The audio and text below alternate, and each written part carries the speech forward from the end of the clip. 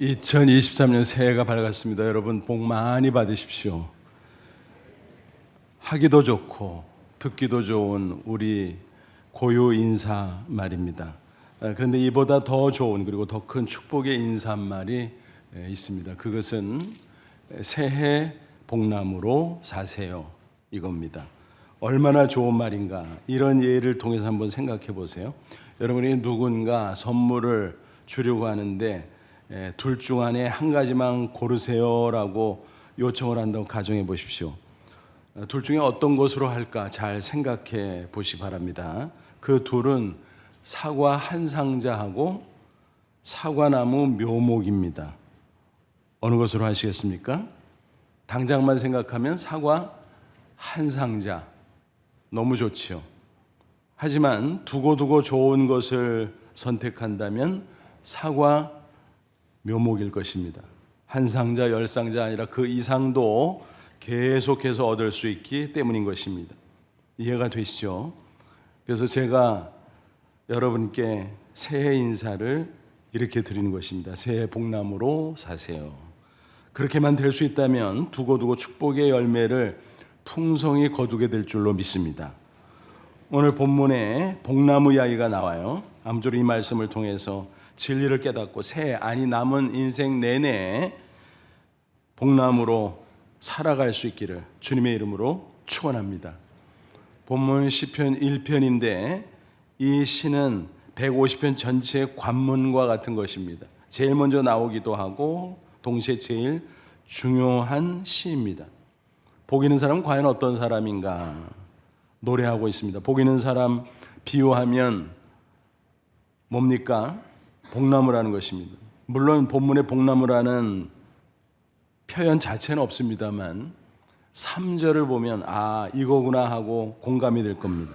그는 시냇가에 심은 나무가 철을 따라 열매를 맺으며 그 잎사귀가 마르지 아니함 같으니 그가 하는 모든 일이 다 형통하리로다. 복 있는 사람은 시냇가에 심은 나무와 같다. 그러니까 복나무라는 거지요. 시냇가에 심은 나무는 어떻습니까? 가뭄을 타지 않아요. 계속 물이 공급됩니다. 그래서 잎사귀가 마르지 않습니다. 철마다 풍성한 열매를 주렁주렁 맺을 수 있습니다. 그와 같이 범사에 형통한 삶을 살게 된다. 그런 뜻이죠. 시냇가에 심은 나무는 구체적으로는 하나님에게 붙어있는 성도를 가리키는 것입니다. 그런 사람이 복나무입니다. 축복의 열매 주렁주렁 맺듯이 범사 형통의 복을 계속적으로 받아 누릴 수 있습니다. 가뭄의 때도 물이 공급되듯이 고난과 역경 중에 있을지라도 하나님의 은혜를 공급받아 싱싱한 나무처럼 그 영혼이 강건합니다. 또 그렇게 되면 육신도 강건하고 범사가 잘 될 수 있다는 사실입니다. 얼른 요한삼서 1장 2절이 생각나지요. 사랑하는 자여 내 영혼이 잘된 같이 내가 범사에 잘되고 강건하길 내가 간구하노라. 이 성구를 기억하기 좋게 사자성어로 말하면 뭐예요? 요사밀리. 송구영신 예배 때 사자성어 마륙삼삼 자주 인용한 말씀 드렸죠. 마태복음 6장 33절 그런즉 너희는 먼저 그의 나라와 그를 구하라 그러면 이 모든 것을 너희에게 더하시리라. 무슨 말씀이에요? 하나님의 나라 통치를 가리킵니다. 하나님의 의, 하나님의 뜻을 가리킵니다. 그러니까 하나님의 통치를 받으면서 하나님의 뜻을 추구하면서 살면 걱정 없다. 육신을 위해서 무엇을 먹을까, 무엇을 마실까, 무엇을 입을까 염려하지 않아도 하나님께서 알아서 책임져 주신다. 차고 넘치게 축복해 주신다는 약속의 말씀입니다. 얼마나 귀한 말씀입니까? 거기에다가 요사밀리 영혼이 잘된 같이 범사가 강건하다는 이 놀라운 말씀까지 우리가 함께 붙잡을 수 있다면 우리는 충분히 신앙생활 잘할 수 있습니다. 당연히 복된 인생 살아갈 줄로 믿습니다. 여러분 꼭 기억하세요. 복은요 우리가 스스로 만드는 것이 결코 아니죠. 만복의 근원이신 하나님이 내려주시는 것이고 그러니까 우리가 하나님에게서 받는 것입니다. 그래서 불신 간에 복을 받으세요 하고 서로에게 축복의 인사를 건네는 것입니다. 중국 식당에 가면 이따금 이런 광경을 보죠. 복복자를 거꾸로 붙여놨어요. 저게 뭐야? 처음 봤을 때 참 이상했습니다. 여러 가지 설이 있습니다만 이게 거의 정설이 아닌가 싶습니다. 하늘에서 복이 쏟아진다, 하늘에서 복이 내려온다, 그런 뜻이라는 겁니다. 그러니까 신앙이 없어도 막연하게나마 하나님께서 복을 내려주신다, 그 사실을 인정하는 발로임을 알 수가 있습니다. 우리 속담에 이런 말이 있잖아요. 자빠져도 코가 깨진다. 뭐예요? 어떻게 자빠지는데 코가 깨집니까? 그러니까 일이 안 되려면 하는 일마다 잘 안 된다, 불행이 생긴다는 것이죠. 반면에 이런 말도 있어요. 넘어져도 동전을 줍는다. 넘어져서 큰일 났네 했는데 코앞에 동전이 떨어져 있네. 수지 맞았죠. 그러니까 어떤 사람은 이러나 저러나 일이 잘 풀린다는 것입니다. 그러니까 사람이 노력하는 것은 기본 중에 기본 맞죠. 하지만 그 노력대로 인생이 다 되나요? 그렇지 않습니다. 하나님이 복을 주셔야 됩니다. 또 우리는 하나님에게서 복을 받아야만 되는 것입니다. 그럴 때 인생이 술술 풀리는 줄로 믿습니다. 다윗은 이런 진리를 누구보다도 잘 알았어요. 그래서 그는 시편 16편 2절에 이렇게 노래했습니다. 내가 여호와께 아뢰되 주는 나의 주님이시오니 주밖에는 나의 복이 없다 하였나이다. 주님 당신만이 나의 복입니다. 오로지 하나님으로부터 복이 내려온다라고 그는 고백을 했던 것입니다. 역대상 29장 보면 잘 아시는 다윗이 성전 건축하고 싶었지만 하나님이 너는 안 돼, 전쟁터에서 피를 많이 흘렸잖아, 그렇게 말씀하셨어요. 대신 솔로몬 아들이 짓도록 허락을 하셨습니다. 그것도 감지덕지 다윗은 성전 건축을 위해서 준비를 했습니다. 자재를 다 쌓아놓고 백성들 앞에서 기도하는 장면이 나옵니다. 그때 그는 이런 기도를 드립니다. 역대상 29장 11절 12절 여호와의 위대하심과 권능과 영광과 승리와 위엄이 다 주께 속하여 싸우니 천지에 있는 것이 다 주의 것이로소이다. 부와 귀가 주께로 말미암고 또 주는 만물의 주제가 되사 손에 권세와 능력이 싸우니 모든 사람을 크게 하심과 강하게 하심이 주의 손에 있나이다. 하나님 손 안에 전권이 있다는 거예요. 절대 주권이지요. 그래서 하나님이 모든 복을 내려주신다는 거예요. 한마디로 말하면 하나님만이 만복의 근원이 되신다라는 말씀입니다. 그래서 성경은 누누이 강조합니다. 복을 받기를 원하느냐? 만복의 근원 하나님을 가까이 하라 말씀합니다. 시편 73편 27, 28절 무릇 주를 멀리하는 자는 망하리니 음녀같이 주를 떠난 자를 주께서 다 멸하셨나이다. 하나님께 가까이함이 내게 복이라. 아삽의 시죠. 아삽은 진리를 터득하고 이렇게 노래했습니다. 하나님을 멀리하는 사람은 영적인 음녀다, 망한다. 반면에 하나님께 가까이하면 그것이 복이다. 하나님의 만복의 근원이라는 것입니다. 그러므로 아예 하나님께 꼭 붙어있는 사람이 되면 최고죠. 그게 복나무인 것입니다. 하나님의 자녀는 충분히 그런 존재가 될 수 있습니다. 본문에 복 있는 사람의 모습 묘사하는 내용을 보면 잘 알 수가 있어요. 먼저 1절 말씀 보면 하나님 대신 엉뚱하게 세상에 악한 자들을 가까이 하면 절대로 복 있는 사람이 될 수 없다고 말씀합니다. 복 있는 사람은 악인들의 꾀를 따르지 아니하며 죄인들의 길에 서지 아니하며 오만한 자들의 자리에 앉지 아니하고 그렇습니다. 세상의 악한 자들과 어울리면 하나님에게 복을 받기는커녕 망할 수밖에 없습니다. 그래서 야고보는 4장 4절에서 경고합니다. 그런즉 누구든지 세상과 벗이 되고자 하는 자는 스스로 하나님과 원수되는 것이라. 세상 가까이 오고 짝하면 하나님과 원수다. 하나님과 멀어지니까. 그런 사람이 어떻게 하나님의 복을 받을 수 있겠습니까? 그 대신 하나님을 가까이 할 수 있는 방법이 있죠. 하나님의 말씀을 묵상하면 그 말씀을 통해서 얼마든지 하나님을 가까이하고 하나님께 붙어 있을 수 있다는 사실입니다. 2절 3절을 연속해서 보세요. 오직 여호와의 율법 말씀을 즐거워하여 그 율법 말씀을 주야로 묵상하는도다. 그는 시냇가에 심은 나무가 철을 따라 열매를 맺으며 그 잎사귀가 마르지 아니함 같으니 그가 하는 모든 일이 다 형통하리로다 그랬습니다. 말씀 묵상하면 하나님께 가까이 가고 붙어 있고 밀착된다는 것입니다. 마치 시냇가에 심은 나무가 견고하게 뿌리를 내리고 있는 것처럼. 그러면 어때요? 잎사귀가 마르지 않고 철을 따라 열매를 풍성하게 맺을 수 있다는 것입니다. 형통하는 삶이죠. 그러니까 복나무가 되려면 예수 그리스도를 믿음으로 하나님의 자녀가 되고 하나님과 올바른 관계를 맺을 뿐만이 아니라 더 나아가 더 친밀한 관계가 되도록 더 가까이 꼭 붙어 있어야 된다는 것입니다.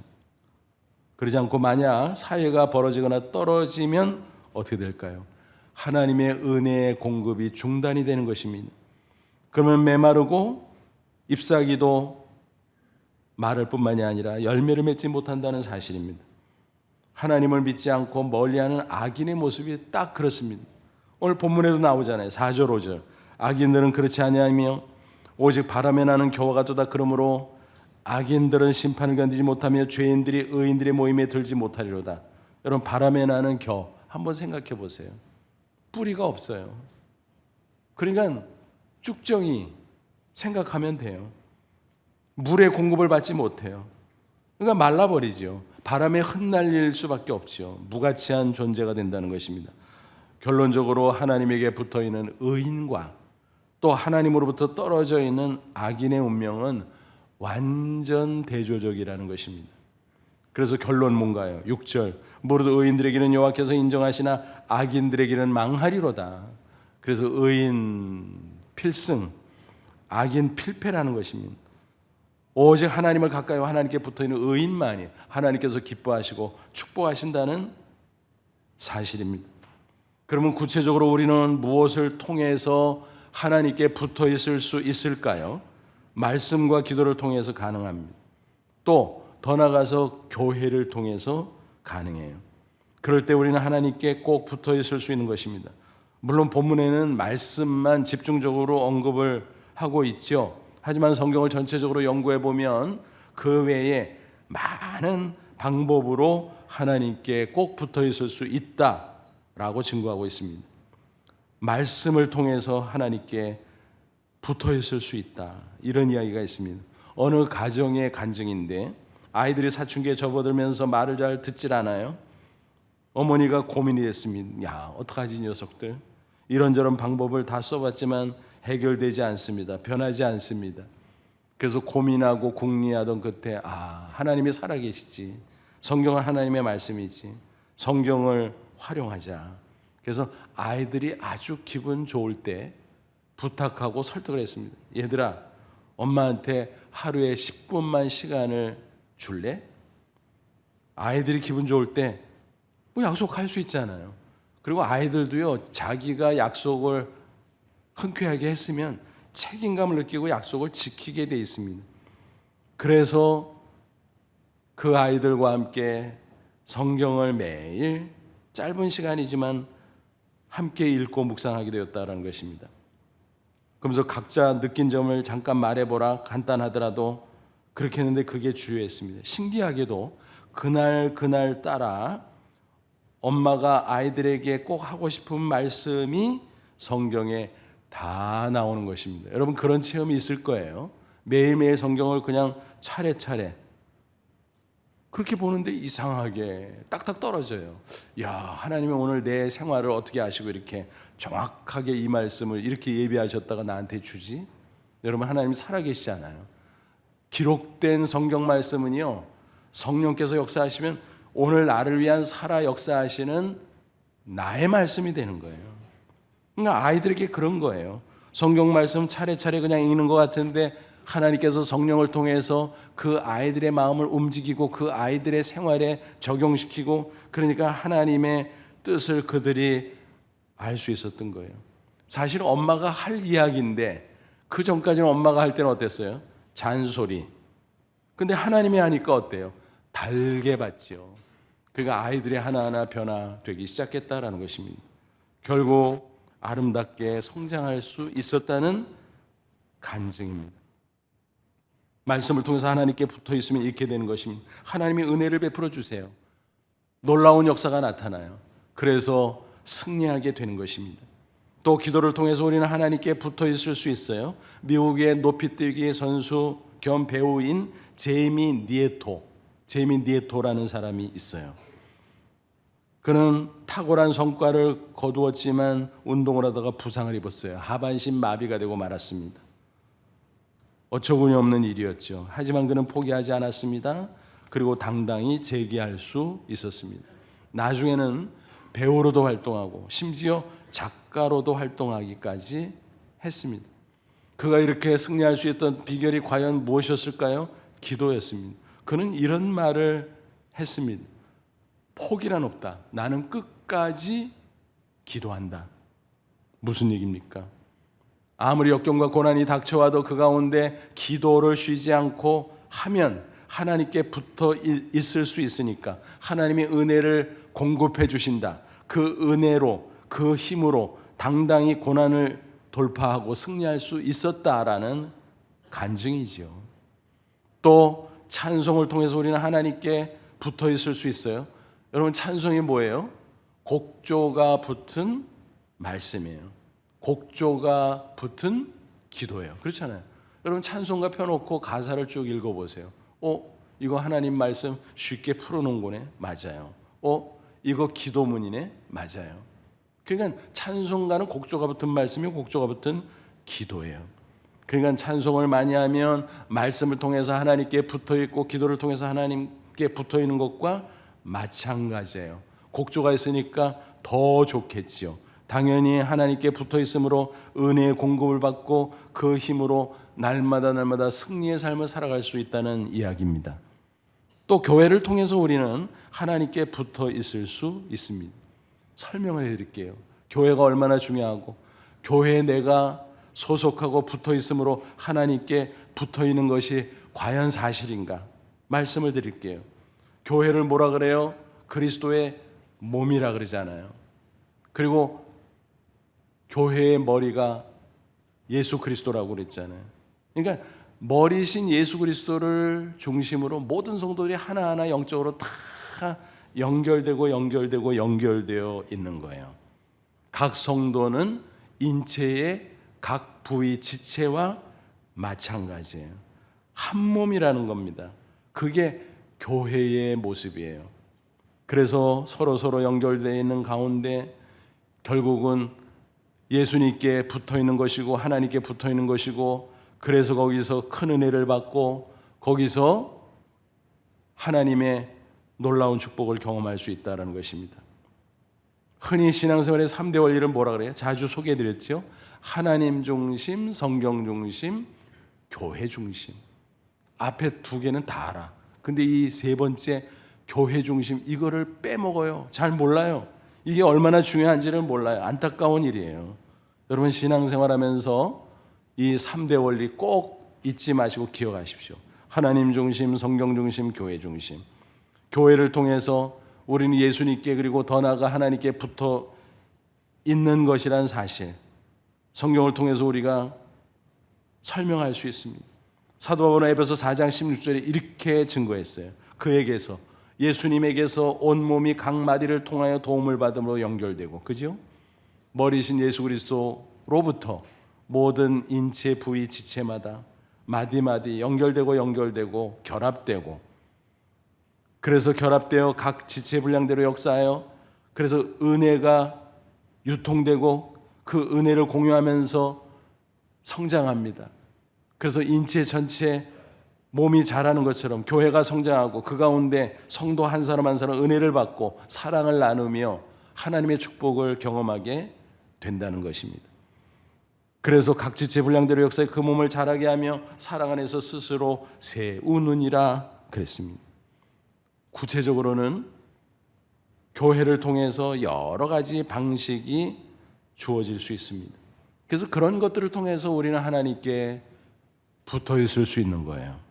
예배를 통해서 그렇지요. 예배는 본질적으로 공동체 예배라 그랬잖아요. 그래서 교회로 모여야 돼요. 개인적으로 그거는 경건의 시간입니다. 개인적인 예배라고 말할 수도 있지만 결국 예배의 본질은 공동체적이라는 사실. 그래서 예배를 통해서 하나님께 붙어 있을 수 있어요. 또 봉사를 통해서, 교제를 통해서, 또 소그룹 활동, 예를 들면 구역이나 성경 공부 모임이나 제자 훈련 모임, 동호회 모임, 기타 뭐 이런저런 모임들이 얼마나 많습니까? 교회, 그죠? 그 모임들을 통해서 교회에 소속되고 교회를 통해서 하나님께 붙어 있는 거다라는 것입니다. 또 봉사 사역을 통해서 교회와 밀접하게 관계를 맺고 자동적으로 하나님께 붙어 있게 되는 것입니다. 다른 것들은 혹시 이해가 안 될지 모르는데, 야, 봉사 그것도 그런 생각이 들 수가 있습니다.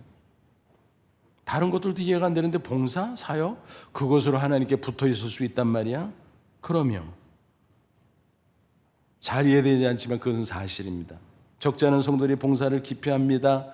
시대가 변천하면서 갈수록 그런 현상이 많아지고 있습니다. 그거 참 안타까운 거예요. 몰라서 그러는 겁니다. 봉사하고 사역을 감당하다 보면요, 오히려 그것이 나를 붙잡아줘요. 내가 붙잡고 있는 게 아니에요. 또 더 나가서 나를 하나님께 가까이 붙여줘요. 그래서 은혜를 공급받게 되고 승리하는 삶을 살 수 있게 만들어준다라고 하는 그런 이야기입니다. 오래전에요, 천국 가신 어느 권사님의 간증입니다. 그분은 우리 교회 성도는 아니었어요. 근데 우리 교회 성도의 자매로서 제가 알게 됐는데 그분의 간증을 듣는 기회가 있었습니다.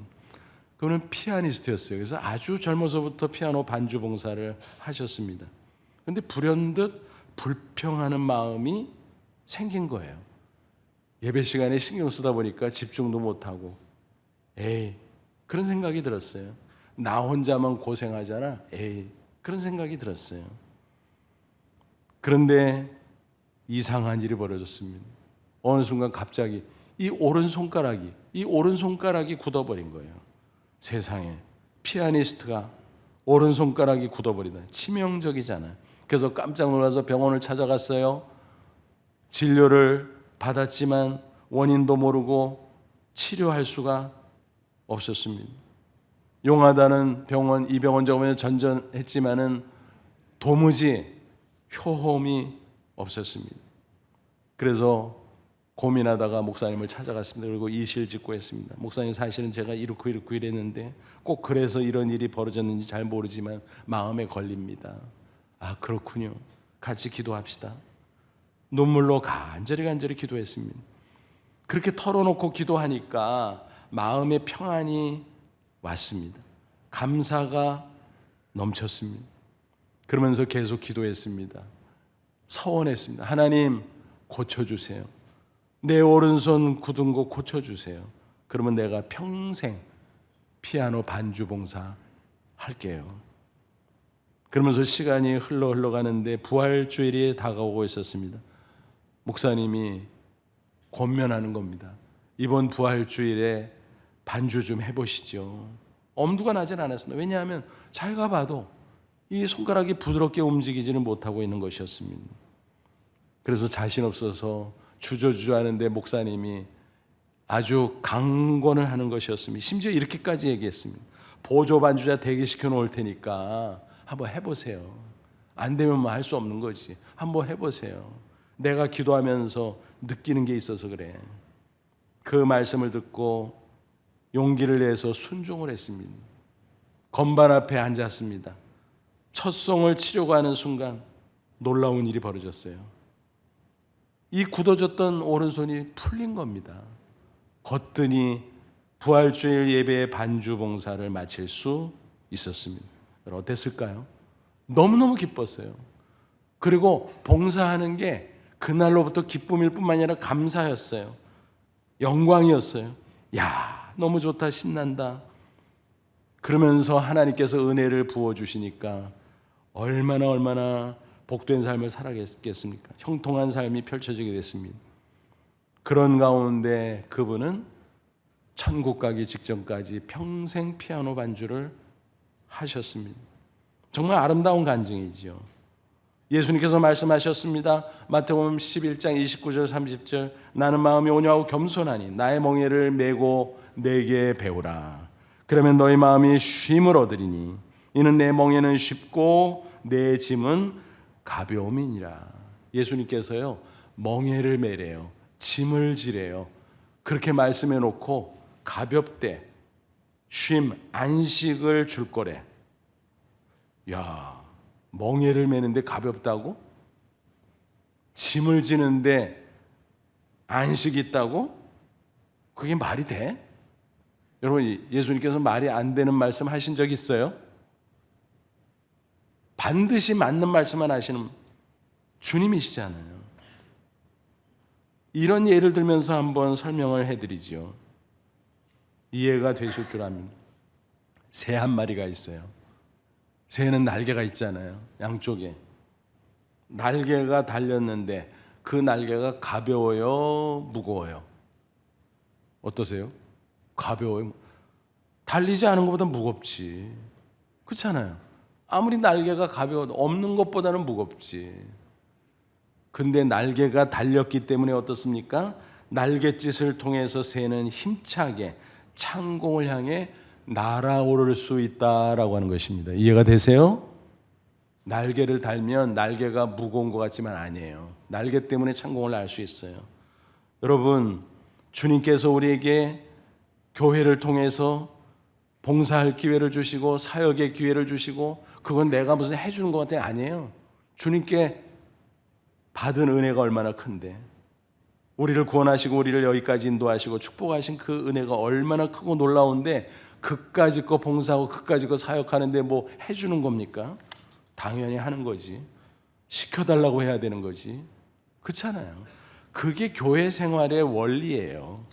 근데 그걸 모르고 지내는 거예요. 그러니까 비밀을 모르니까 놀라운 축복을 놓칠 수밖에 없는 거죠. 여러분 얼핏 생각하면 직분 받으면 성가실 것 같죠. 힘들 것 같죠. 근데 경험해 보면이 아니에요. 감당할 힘을 주세요. 은혜를 주세요. 그리고 하나님의 놀라운 축복을 체험할 수 있어요. 어떤 봉사라면 아유 그거 힘들 것 같은데 괜히 시간 뺏기고 물질 드리고 또 아유 여러 가지로 손해 볼 것 같은데 그럴 것 같죠. 전혀 그렇지 않아요. 안 해봐서 모르는 거예요. 해보면 압니다. 해보면 오히려 하나님께 붙어 있게 됩니다. 야, 내가 봉사하고 사역하는데 내가 붙잡고 있는 줄 알았더니 그 사역이 그 봉사가 나를 붙잡고 있네. 그리고 나를 하나님께 가까이 붙여주네. 그랬습니다. 그러면 하늘문 열리고 은혜가 폭포수처럼 임하는 거예요. 그러면 그 힘으로 살고 고난과 여건 가운데도 돌파하고 승리하는 형통의 삶이 펼쳐지게 된다는 놀라운 사실입니다. 이런 간증도 있어요. 아주 오래전에 어느 목사님으로부터 들은 이야기예요. 1960년대 말쯤에 있었던 일인데 회원동 아시죠? 회원동에 옛날 무허가 판자촌이 있었습니다. 근데 그곳에서 대형 화재 사고가 났어요. 큰일 났지요. 거의 판잣집이 다 타는 난리가 난 겁니다. 그때가 마침 주일 아침이었어요. 근데 그 인근 교회에서 이런 일이 생겼네요. 예배 시간인데 경찰관 몇 사람이 들이닥치더니 아무 개시 있습니까 하면서 사람들한테 묻고 다니는 거예요. 수군수군 대면서. 그러면서 그 사람을 데려가야 되겠다는 거예요. 불이 났는데 데려가. 그럼 방화범으로 안다는 거야? 너무너무 어이가 없어가지고 목사님이 소리를 쳤어요. 아니 일제시대 때도 안 그랬는데 어디 예배 시간에 감히 와서 떠들어? 소리를 질렀습니다. 근데 나중에 알고 보니까 사연이 있었어요. 그 판자촌 동네 사람들이 이렇게 둘러보니까 한 사람이 없어. 그 아무개 성도였던 거예요. 야, 그 사람 어디 갔지?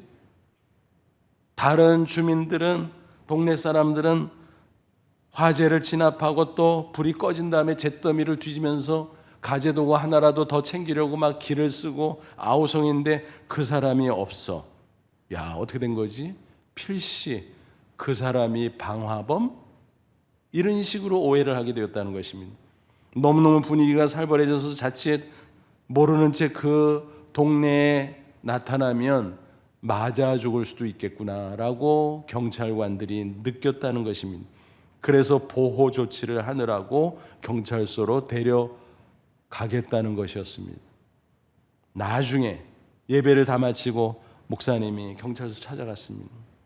우리가 책임지겠소. 우리가 보호하겠소. 내가 그리고 우리 교회가 데려다가 돌봐주겠소. 사정해서 데리고 왔습니다. 그리고 다음 주일이 됐습니다. 예배 시간에 목사님이 광고했어요. 여러분들 아시다시피 판자촌에 큰 화재가 났잖아요. 아무개 성도가 그곳에 거주하는 거 여러분도 아시죠? 다 탔어요. 가재도고도 다 타고 집도 다 타고 어떻게 합니까? 여러분 다음 주일 오실 때 집에 있는 살림살이 중에서 아주 작은 것이라도 한 개씩 좀 들고 오세요. 하다못해 수저 하나라도 들고 오세요. 어떻게 됐을까요? 수백 명의 교인들이 너도 나도 막 가져왔어요. 별걸 거 다 가져왔어요. 어떻게 됐을까요? 그분의 본래 살림보다 더 많은 살림살이가 장만될 수 있었습니다. 한 살림 차린 거예요, 완전히. 그러니까 그 아무개 성도가 눈물을 흘리면서 이렇게 고백을 했습니다. 교회가 이렇게 좋은 줄 예전에 미처 몰랐어요. 교회가 이렇게 좋은 줄 예전에 미처 몰랐어요. 여러분, 너무너무 진솔한 그리고 아름다운 고백 아닙니까? 근데 여러분, 이야기가 거기서 끝나질 않아요. 다 탔으니까 그 주민들 어떻게 해요? 서울시에서 대책을 마련해 줘야지. 그래서 작은 집을 마련해 줬다는 것입니다. 요즘으로 치면 임대 아파트 같은 거 그렇게 나눠준 거지요. 무허가 판잣집이었는데 이제는 허가 난 그런 좋은 집에서 거주하게 되었다라고 하는 것입니다. 그러나 따져보세요. 주일 지키고 예배 통해서 하나님께 붙어 있으니까 은혜 가운데 어떤 일이 벌어졌습니까? 대형 화재 사고가 났지만 거기 없었으니까 위험을 모면했잖아요. 비록 판잣집 타고 살림살이 다 탔지만 하나님께서 회복시켰잖아요. 더 큰 살림 마련해 줬잖아요. 그리고 새 집 줬잖아요. 그뿐이겠습니까? 하나님 살아계신 역사를 몸소 체험했어요. 이야, 하나님 살아있는 줄 알았지만 진짜네, 진짜네. 그 신앙이 우쩍 자랐을 것입니다. 그 신앙을 자산 삼아 하나님께 더 붙어있고 더 붙어있고 그러다 보니까 은혜가 더 풍성해지고 그러다 보니까 형통하는 삶이 계속 이어지게 됐다는 놀라운 사실입니다. 여러분, 교회를 통해서 하나님께 붙어 있다는 게 이런 거예요. 요즘 안타깝게도 가나안 성도들이 늘어나고 있다 그래요. 오래전부터 유행하던 말이잖아요. 가나안. 거꾸로 하면 뭐예요? 안 나가. 교회들이 후져가지고 나 안 나가. 신앙생활하지만 교회는 싫어. 그런 사람들이 있다는 거예요. 뭐 한편 이해가 되지만 손해보는 거예요. 왜냐하면 교회에 붙어 있어야 되거든요. 그렇게 해서 하나님께 붙어 있어야 되거든요. 교회가 마음에 안 들면 좋은 교회 찾아가든가 아니면 교회가 부족하면 교회를 위해서 눈물로 기도하든가 그렇게 하면서 교회에 붙어 있어야지 하나님께 붙어 있는 거지. 교회에서 벗어나면 하나님에게서도 멀어질 수밖에 없다는 사실, 그것을 알아야 되는 것입니다. 코로나 이전에도 가나안 성도가 100만 명에 이르렀다고 합니다. 그런데 코로나 3년을 거치면서 어떻게 됐을까요? 전문가들의 추산에 의하면 200만 명이 넘어가고 있대요. 야, 큰일 났구나, 큰일 났어. 교회도 큰일 났지만 그 각각 사람이 큰일 났구나 라는 생각을 합니다. 게다가 최근에 이런 신조어까지 생겼어요. 플로팅 크리스천. 무슨 말일까요? 플로트, 둥둥 떠 있다, 뭐 이런 거잖아. 그런 뜻이잖아. 가나안 성도가 조금 낮지만 역시 염려가 돼요. 교회에 소속은 돼 있지만 둥둥 떠 있는 것처럼. 그래서 좌불안석, 고정되질 않았어요. 그래서 가끔 나타나, 또 사라져. 그러다가 또 가끔 나타나. 그런 교회는 플로팅 크리스찬이라 그러는 거예요. 일명 둥둥 교인. 세빛둥둥 서면 좋은데 둥둥 교훈은 안 좋은 거예요.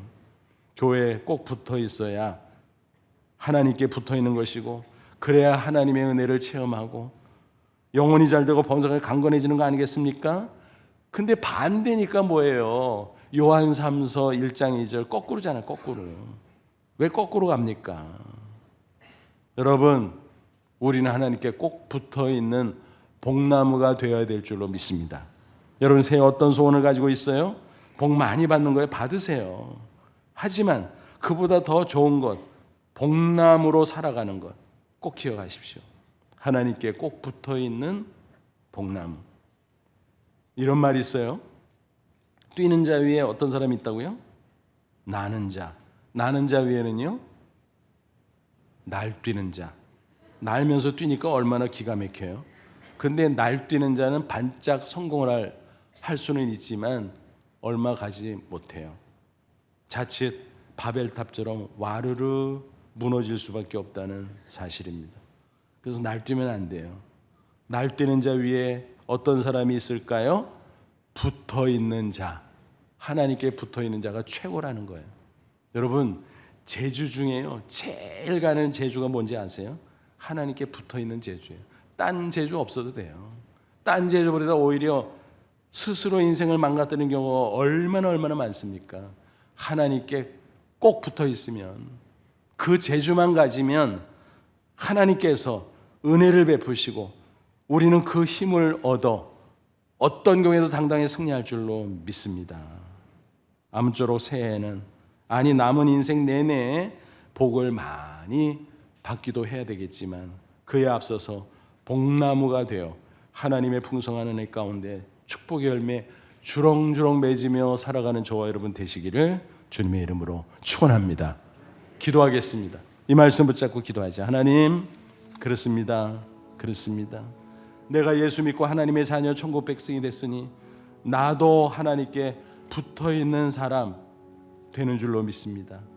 더 가까이 꼭 붙어있는 내가 되길 원합니다. 우리가 되길 원합니다. 우리는 복나무입니다. 하나님, 말씀을 통해, 기도를 통해, 찬송을 통해서, 교회를 통해서 꼭 붙어있게 하옵소서. 그래서 풍성한 은혜를 체험하고 잎사귀가 마르지 않같이 싱싱하고 열매를 맺듯이 승리하는 복된 인생, 형통한 인생, 능히 살아가는 저희들, 고난도 이기는 승리의 인생 살게 하여 주옵소서. 우리 다 같이 간절한 마음으로 기도합니다. 하나님 아버지, 은혜와 사랑을 진심으로 감사합니다. 우리에게 귀한 진리를 다시 한번 깨우쳐 주셔서 감사합니다. 이 진리대로 살기를 원합니다. 하나님의 자녀로서, 천국 백성으로서 하나님에게 붙어있는 자가 되어 싸우니 더 가까이 하나님께 밀착, 하나님께 꼭 붙어있는 복나무로 살게 하여 주옵소서. 말씀을 통해서, 기도를 통해서, 찬송을 통해서, 교회의 다양한 모습을 통해서 하나님께 꼭 붙어있게 하여 주옵소서. 그래서 날마다 풍성한 은혜를 체험하게 하시고 새 힘받아 당당히 승리하게 하옵소서. 고난이 닥쳐와도 돌파하며 당당히 또 승리하는 형통한 인생의 주인공들, 그래서 하나님의 영광을 드러내는 아름다운 인생들 다 되게 해 주옵소서. 예수님의 이름으로 기도하옵나이다. 아멘.